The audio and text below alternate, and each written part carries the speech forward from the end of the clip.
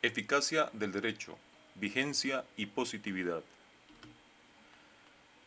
Diferencia entre los conceptos de vigencia y positividad. Características de las normas jurídicas son la vigencia, derecho vigente, y la positividad, derecho positivo.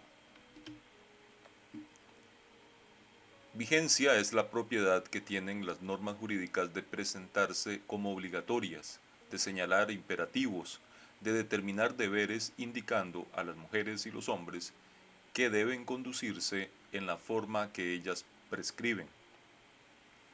Positividad, una primera forma de entender el concepto de positividad es la característica de lo jurídico, de ser creado por los seres humanos, contraponiendo derecho positivo a derecho natural. El derecho positivo ha sido producido, puesto por los seres humanos. Una segunda forma de comprender el concepto de positividad es, en sentido estricto, positividad es sinónimo de eficacia. Alude al hecho de que los seres humanos se comportan en la forma que deben comportarse de acuerdo con las normas jurídicas. Señala que las normas jurídicas son realmente aplicadas y obedecidas. Como dice García Maínez, positivo es todo ordenamiento que se cumple. Pese a que reconocemos que los seres humanos tienen libertad de acatar las normas, en general sean morales, de trato social o jurídicas, es necesario hacer ver que hay en lo jurídico una pretensión indudable de eficacia. Al tratar los problemas estimativos, se percibe que el fin inmediato del derecho es realizar la seguridad de la vida social, asegurar que ciertas conductas humanas serán realizadas por los sujetos a los cuales se presentan con carácter de obligaciones.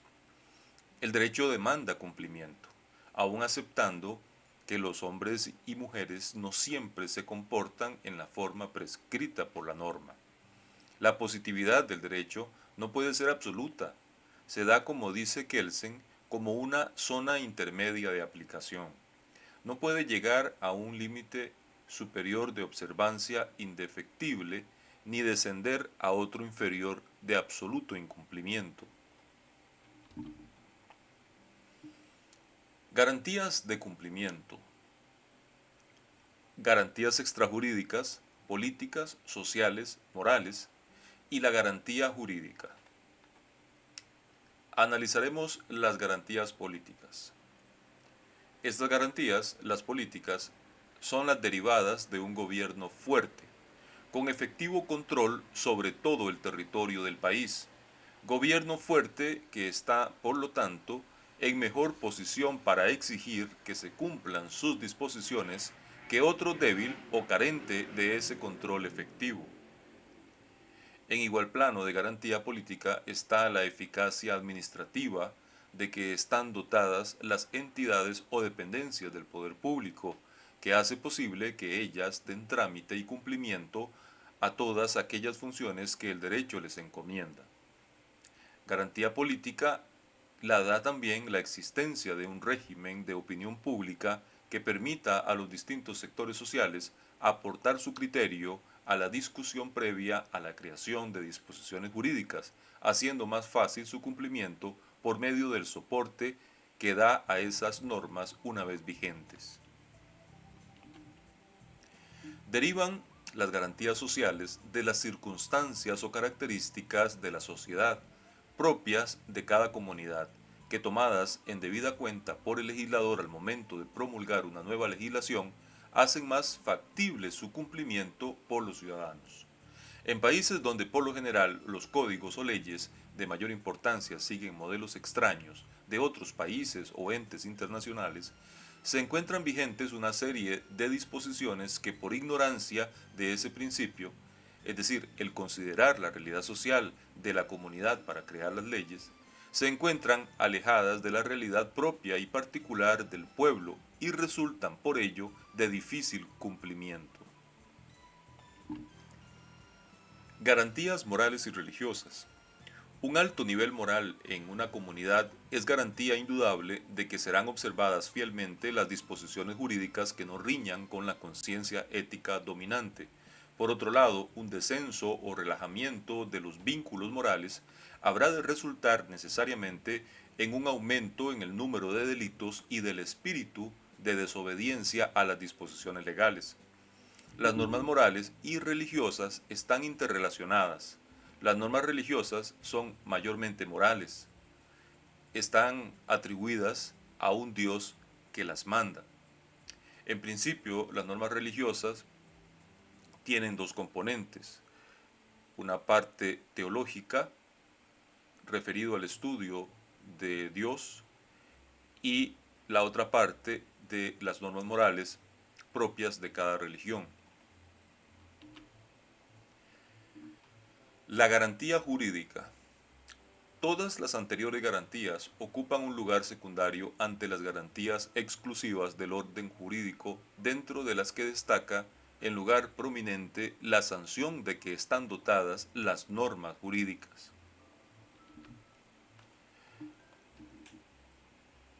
Garantía jurídica, la sanción jurídica, también conocida como coercibilidad.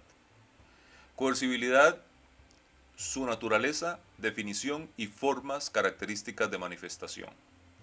A la garantía de coercibilidad propia de las normas jurídicas también se le conoce como coercitividad, imposición inexorable, Recasens, autarquía, Stamler, o coacción, Davin. Se define la garantía de coercibilidad como la consecuencia jurídica que el incumplimiento de un deber produce en relación con el obligado.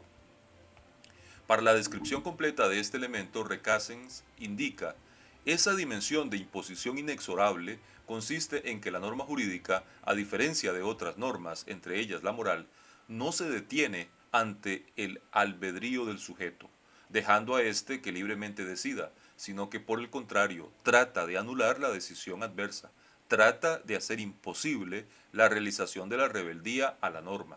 Así pues, el derecho no se detiene respetuoso ante la decisión del sujeto, sino que alienta el propósito de encauzarla, si esto es menester, para que el comportamiento debido se produzca. La inexorabilidad consiste en que la norma no se dirige solo al querer del sujeto, sino que lo atraviesa para aplicarse sobre la realidad externa del comportamiento. El sentido esencial de la norma jurídica consiste en emplear, si es necesario, todos los medios para evitar que se produzca el comportamiento contrario al que ella ordena y para imponer éste a todo trance. El cumplimiento forzoso, que es la forma primaria de la coercibilidad, propia solamente del derecho, se expresa en forma positiva o negativa. Por ejemplo, el fallo que ordena al deudor pagarle a su acreedor una suma de dinero, caso en el cual la conducta establecida por el contrato original obtiene realización de una manera obligada, coercibilidad positiva. Pero igualmente aparece en la acción de nulidad, por la cual un acto que ha sido ejecutado sin cumplir las formalidades que su ejecución demanda, pierde su fisonomía jurídica y se le tiene por carente de la posibilidad de crear derechos y obligaciones jurídicas, coercibilidad negativa. Hay casos donde no se puede exigir el cumplimiento, como cuando un delito se ha cometido. El respeto a la propiedad privada se violenta cuando se produce un robo, o en aquellas obligaciones personalísimas como la de escribir un libro o pintar un cuadro. En estos casos en los cuales resulta imposible a las autoridades forzar el cumplimiento de la obligación o sustituir al obligado a fin de realizar dichos actos a su nombre, la coercibilidad abandona la forma impositiva y toma un carácter retributivo, ya sea exigiendo al infractor de las normas la prestación equivalente a la que dejó de realizar, cual puede ser el pago de una indemnización de daños y perjuicios, o poniendo un castigo o pena. Las normas de derecho penal, ejemplo obligado de las sanciones jurídicas, no son, pues, más que conductas sucedáneas en que se hace valer un castigo en casos en que el cumplimiento forzoso es imposible. Ese carácter de castigo de las penas existe pese a todas las teorías de los criminalistas sobre sus efectos de intimidación, corrección o adaptación del delincuente. En resumidas cuentas, cumplimiento forzoso, indemnización y castigo constituyen las formas simples de la sanción jurídica, pero ellas no se presentan solo en forma excluyente, sino que pueden también aparecer en forma alternativa o combinada. Las formas mixtas de la sanción jurídica. Las formas mixtas posibles de la sanción jurídica son 4. Cumplimiento más indemnización, cumplimiento más castigo, indemnización más castigo, cumplimiento más indemnización más castigo. Cumplimiento más indemnización, cabe citar como ejemplo el caso de la gestión de despido de un empleado público declarada sin lugar de acuerdo con el Estatuto de Servicio Civil.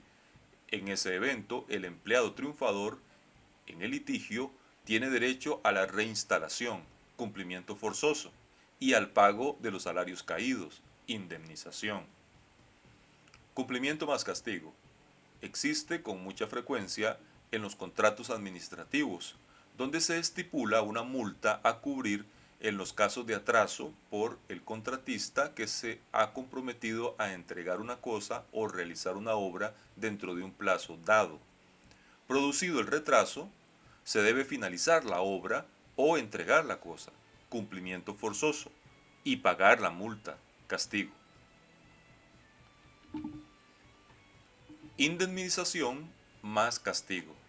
Se da en la generalidad de los delitos que, de acuerdo con el artículo 103 del Código Penal, se produce acción para solicitar la reparación del daño causado por un hecho de acción u omisión punible según el artículo 18 del citado Código. Cumplimiento más indemnización más castigo. Puede presentarse en un contrato en que se estipule que el obligado deberá cumplir lo convenido y cubrir además una cláusula penal prefijada que comprenda no solo los daños y perjuicios sufridos, sino también una multa, de acuerdo con la salvedad contenida en el artículo 711 del Código Civil. El acreedor puede exigir el cumplimiento de la obligación o el de la pena, pero no ambos, salvo el convenio en contrario. Discusión sobre la esencialidad de la imposición inexorable en el derecho. Es que el derecho se impone inexorablemente. El elemento coercitivo está en la mayoría de las normas jurídicas. Constituye la principal garantía que posee el derecho para su eficacia.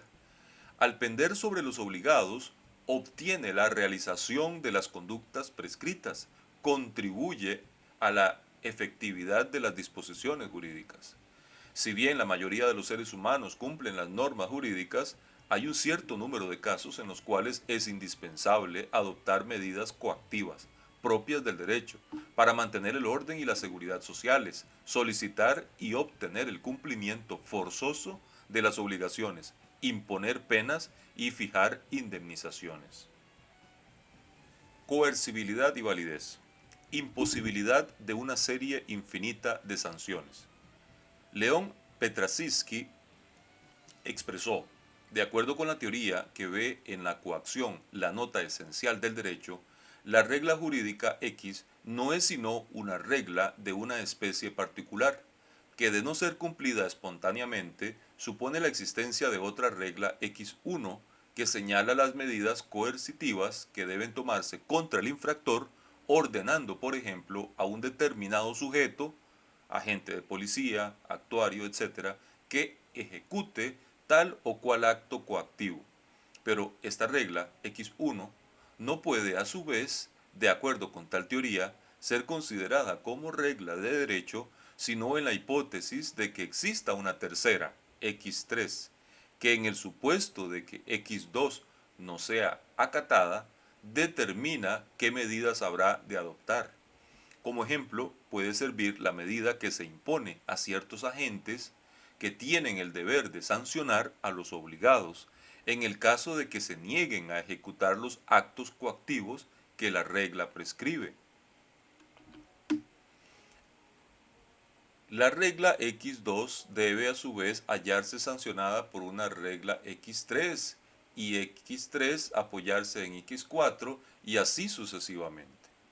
Ahora bien, si llegamos a una norma no sancionada, tendremos que decir que ella no es jurídica y que, en consecuencia, no podrá servir de fundamento de validez a las normas previas, destruyendo, asimismo, la de aquellas que tienen base en ellas. En definitiva, ello conduciría a declarar la inexistencia del orden jurídico entero.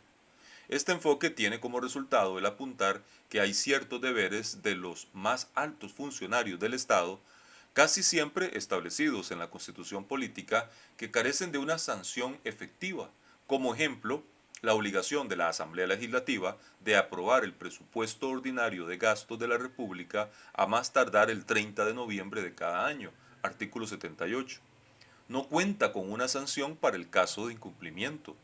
Dicha sanción no puede existir, ya que siendo la Asamblea Legislativa el órgano encargado de juzgar a los miembros de los otros supremos poderes y a sus propios miembros, no hay en nuestra legislación un organismo encargado de juzgarla como cuerpo colegiado.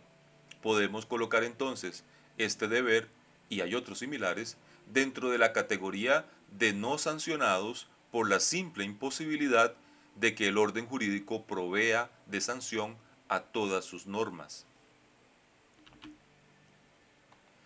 En el derecho internacional, las cortes internacionales pueden dictar un fallo, y en el caso en que el Estado se niegue a cumplir lo dispuesto por el tribunal, no existe sanción. La eficacia de algunas de sus normas de derecho internacional está garantizada únicamente por medios extrajurídicos. El consenso académico es que el derecho internacional está apenas iniciando. En definitiva, cabe afirmar que si bien la coercibilidad es la garantía jurídica por excelencia de la eficacia del derecho, no tiene rango bastante como para que afirmemos que su carencia es suficiente para declarar la no juridicidad de una norma, para que la tengamos como condición de su validez. En todo sistema jurídico existirán reglas no sancionadas, las cuales desde el punto de vista de su eficacia deberán ser consideradas como imperfectas, pero sin que ello haga posible negarles su pertenencia al campo del derecho. Las formas de manifestación histórica del cumplimiento obligatorio: sanción trascendental o religiosa, sanción social privada organizada, sanción pública estatal, superposición del cumplimiento forzoso a la sanción retributiva, humanización de las penas. En cuanto a las formas en que se manifestó históricamente el cumplimiento obligatorio, tenemos en una primera instancia la sanción trascendental o religiosa. Sanciones trascendentales o religiosas. La primera forma de manifestación histórica del cumplimiento obligatorio se dio con las sanciones trascendentales o religiosas. Se consideraban los eventos naturales catastróficos como castigos de los dioses y los eventos ventajosos como recompensas.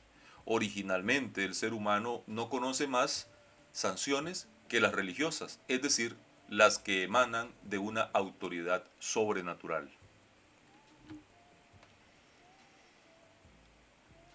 Sanción social privada organizada. La segunda manifestación histórica del cumplimiento obligatorio se dio en las sociedades primitivas, cuando a la par de las sanciones trascendentales aparecieron otras con un carácter social inminente, esto es, organizado dentro del grupo más restringido, y cuya ejecución se encomienda a un individuo determinado por el orden social y de acuerdo con las normas del mismo.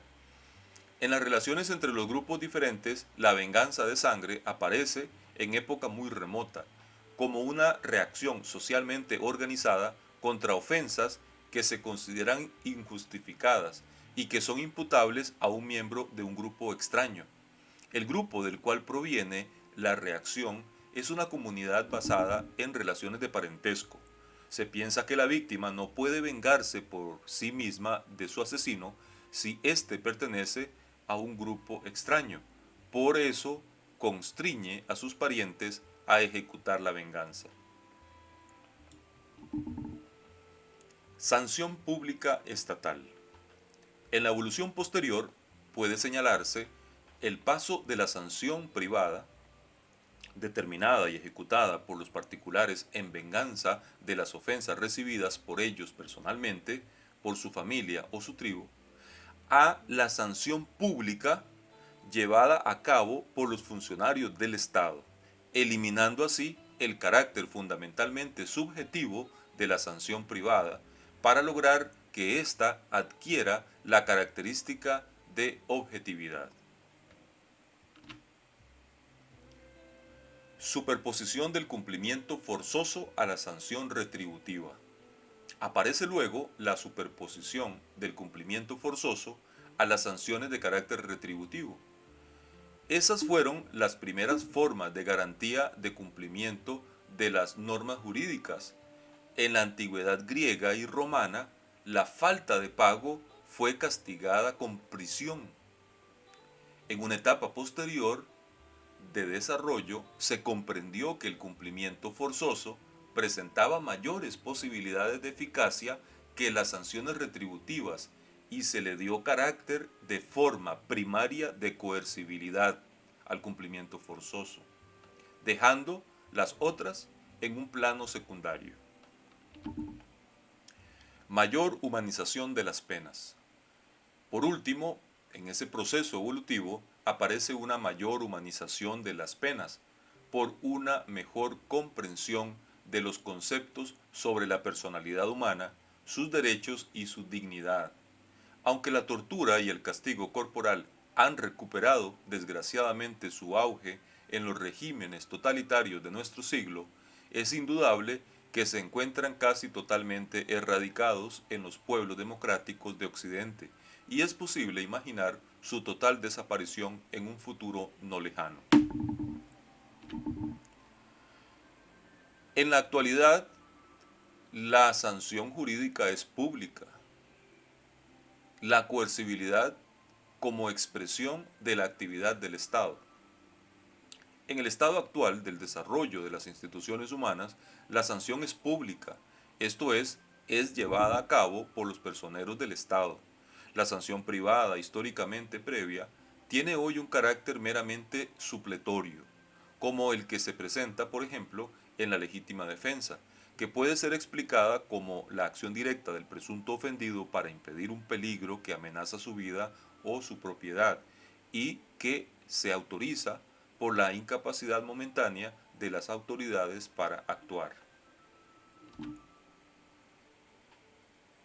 El Estado es el sujeto de derecho encargado de ejercer la coercibilidad. La coercibilidad supone de manera necesaria la existencia de un sujeto encargado de realizarla. Eliminada la posibilidad de que el individuo se haga justicia por su propia mano, este ha sido sustituido por el Estado, que posee la suma del poder social y es el único capacitado para obligar a los individuos a llevar a cabo actos en contra de su voluntad.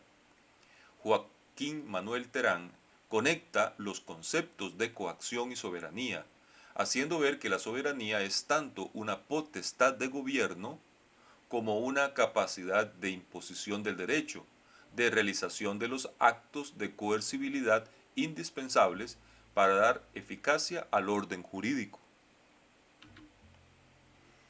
La relación jurídica. La bilateralidad como fundamento de la relación jurídica. El derecho es una forma de vinculación social que regula la conducta de una forma bilateral. Ello implica que, en cuanto se refiere a los sujetos, los seres humanos pueden estar colocados en dos posiciones distintas, la de sujeto activo, derecho habiente o pretensor, y la de sujeto pasivo u obligado. Con respecto a las normas jurídicas, ello es tanto como señalar que son imperativo-atributivas, queriendo con ello decir que señalan a unos sujetos derechos y a otros deberes, obligan a unos y facultan a otros. Se reconoce que algunas normas jurídicas son solamente estructurales, aquellas reglas que instituyen organismos y determinan las condiciones de su funcionamiento, tales como las de la Constitución del Estado y de las agrupaciones corporativas y las reglas dictadas en interés de la ciudadanía en general, como las que prohíben los convenios contrarios al orden público. En estas normas jurídicas se carece de sujeto activo. No obstante, en todo caso, sí poseen bilateralidad. El Estado es beneficiario de las normas constitucionales y administrativas. Él es quien puede impedir que se lleven a cabo actos o convenios contrarios al orden público, pudiendo notarse además que dicho derecho corresponde igualmente a los particulares cuando el acto o convenio les causa perjuicio directo. En conclusión, se puede afirmar que la bilateralidad aparece en el derecho constitucional o administrativo como en el derecho civil o comercial, en los que se manifiesta con mayor claridad. No falta tampoco el elemento de bilateralidad en las llamadas obligaciones naturales. Estas pueden definirse usando el texto del artículo 634 del Código Civil, que dice: las obligaciones naturales no confieren derecho para exigir su cumplimiento, pero cumplidas autorizan para retener lo que se ha recibido en razón de ellas. Acá lo que falta en dichas obligaciones es el derecho a la acción, sea la facultad que tiene el titular del derecho de exigirle al obligado el deber de cumplimiento de la conducta prescrita ante un tribunal de justicia. Esa posibilidad de exigencia no puede confundirse con la bilateralidad misma.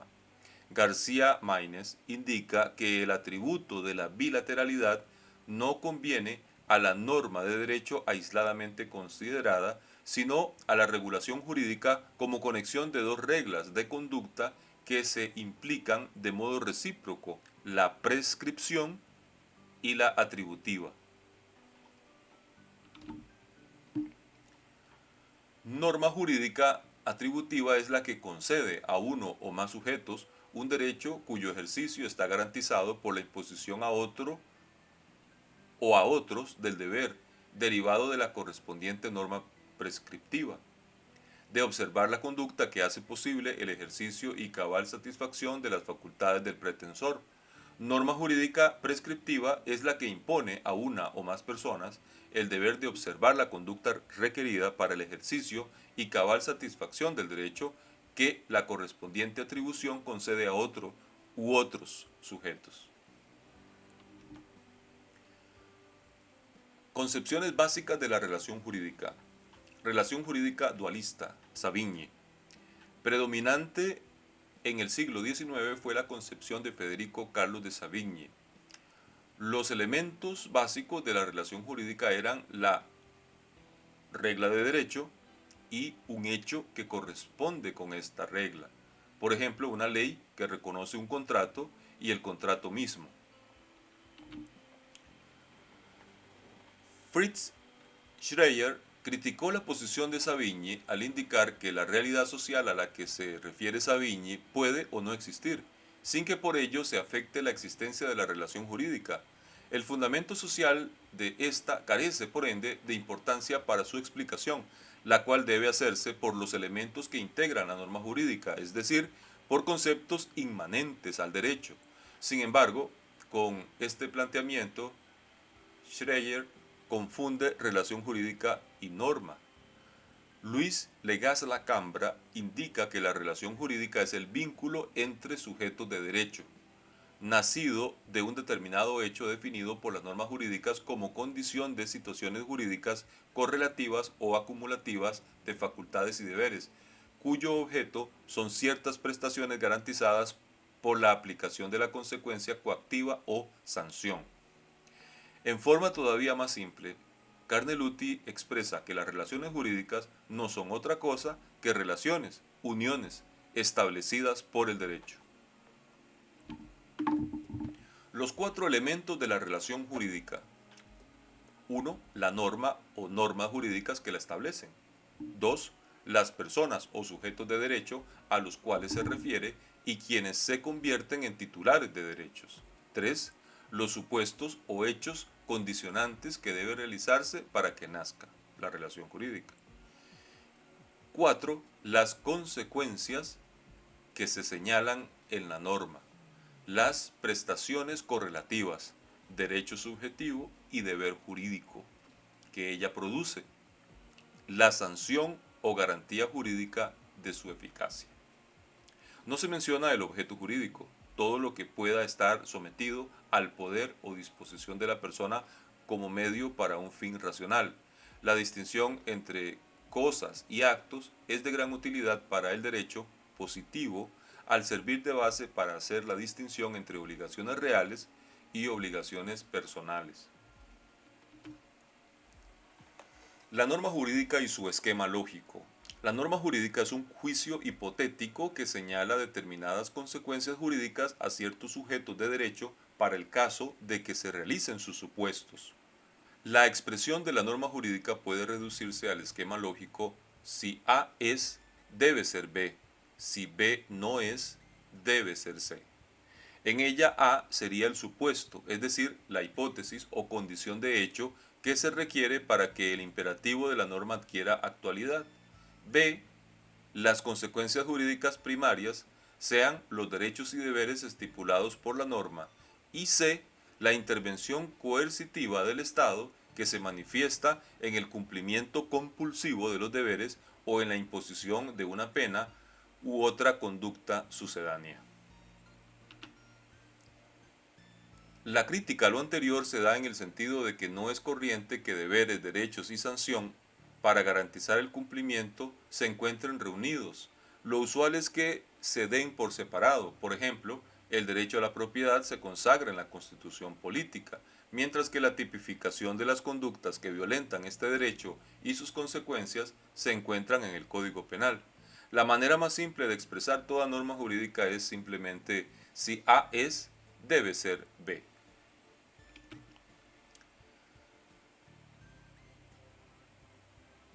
Vinculación existente entre los elementos de la relación jurídica. Ley de la causalidad jurídica de Schreier. Esta ley se enfoca únicamente en la relación entre supuestos y consecuencias jurídicas. No hay consecuencia de derecho sin supuestos jurídicos. La anterior ley es correcta, haciendo la separación debida entre lo que se conoce como causalidad jurídica y los fenómenos naturales. En el derecho, la relación entre los supuestos y las consecuencias jurídicas es puramente normativa. En los fenómenos naturales, las consecuencias son ineluctables y forzosas.